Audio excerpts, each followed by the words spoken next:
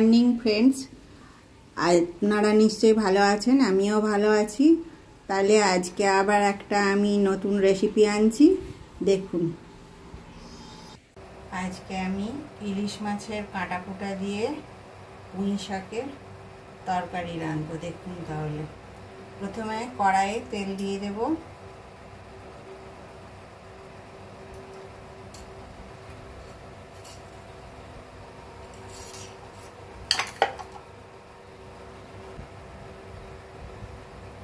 এবারে ইলিশ মাছের কাঁটাগুলোকে একটু ভেজে নেব।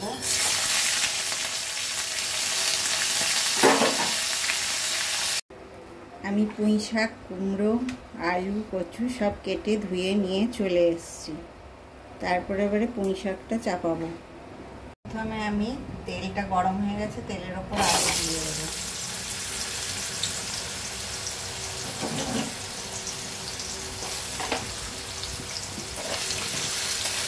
আলুটা একটু নেড়ে নেব।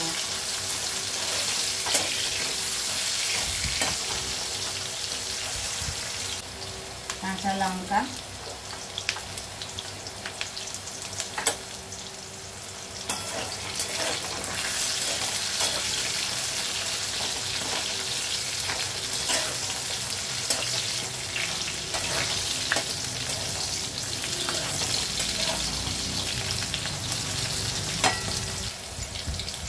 এর মধ্যে অল্প করে 5 ফোড়ন দিয়ে দিলাম।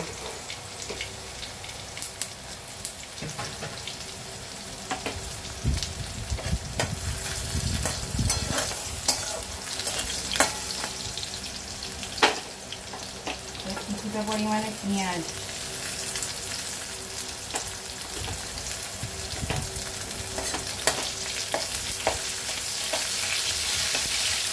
যেহেতু এতে মাছের মাথা দিয়ে হবে, সেই জন্যে আমি 5 ফোড়ন দেবো আর পেঁয়াজ রসুনও দেবো। তারপরে রসুন কুচি। এবারে এগুলো একটু লাল লাল হতে হবে। এবারে লাল হয়ে গেছে, এবারে পুঁই শাকটা আমরা দিয়ে দেবো।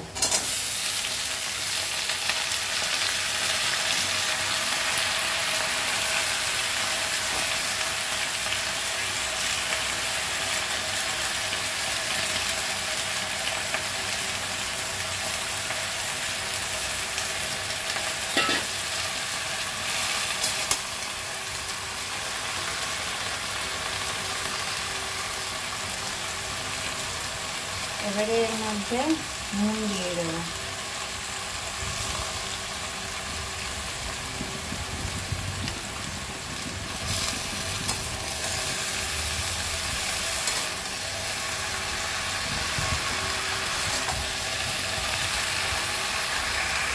এর মধ্যে হলুদ দেব,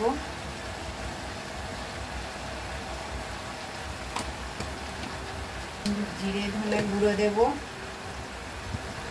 আর অল্প করে লঙ্কার গুঁড়ো দেব।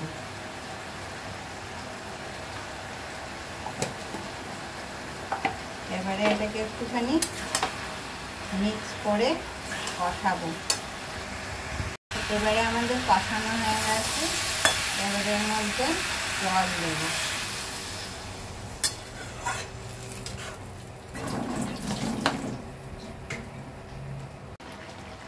পুঁই শাকটা অনেক সেদ্ধ হয়ে গেছে, আর এবারে আমরা মাছের কাঁটাকুটিগুলো সব দিয়ে দেবো এর মধ্যে। তারপরে আর কিছুক্ষণের জন্য ঢাকা দিয়ে দেব, তাহলেই আমাদের পুঁই শাকটা রান্না শেষ হয়ে যাবে। এবারে আমাদের পুঁই শাকটা রান্না হয়ে গেছে। যেহেতু পুঁই শাকের মধ্যে কচু আছে, তাই অল্প চিনি দিইনি। শুধু যখন আলু দিয়ে করা হবে তখন অল্প মিষ্টি দিতে হবে। তাহলে আপনারা বলবেন পুঁই শাকটা কেমন রান্না হয়েছে, আর ট্রাইও করবেন। আর আমার চ্যানেলটাকে লাইক, শেয়ার, সাবস্ক্রাইব করবেন। নমস্কার।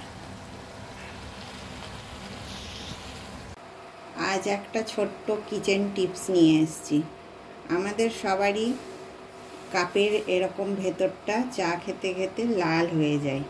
এই লালটা উঠাবার জন্যে আমরা খুব সহজ উপায়ে কি করতে পারি সেইটাই এখন শেয়ার করব।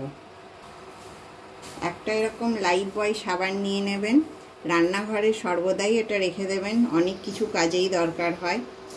লাইফবয় সাবানটা দেখুন ভালো করে নিয়ে আমি এই কাপের মধ্যে লাগাবো।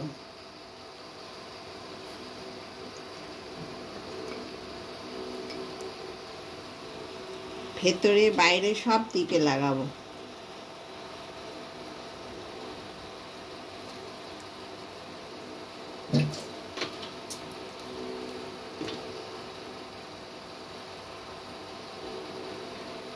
লাগিয়ে কাপটা 2-3 মিনিটের জন্য রেখে দেব।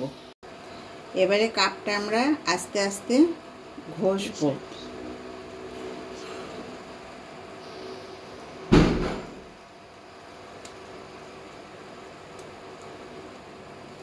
দিয়ে ভালো করে পরিষ্কার করতে হবে।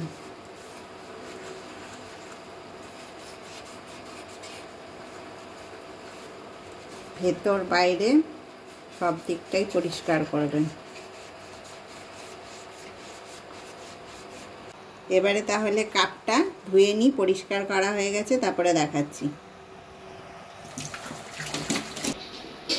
দেখুন এবারে পুরো পরিষ্কার হয়ে গেছে কাপটা, ভেতরে আর কোথাও লাল নেই, কিচ্ছু নেই, একেবারে পরিষ্কার।